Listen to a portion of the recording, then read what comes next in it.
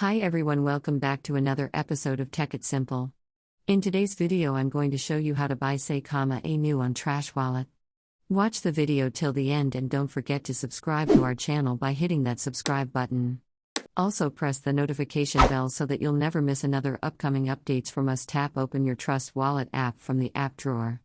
Make sure that you log into it, make sure that you are logged into it, and once you are, tap on the D apps option at the bottom of the screen, and this will open up your DApp browser. Tap on Uniswap interface from the display. Now wait to select a token, tap it on, and in the search box type in Saitama and click on import right next to the search result.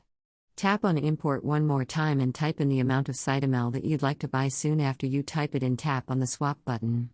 In my Trustwallet there is no sufficient balance, so it is showing me this kind of an interface where it says insufficient if you imbalance, but if you do, you should see a swap button. Tap it on and confirm your transactions on the next page.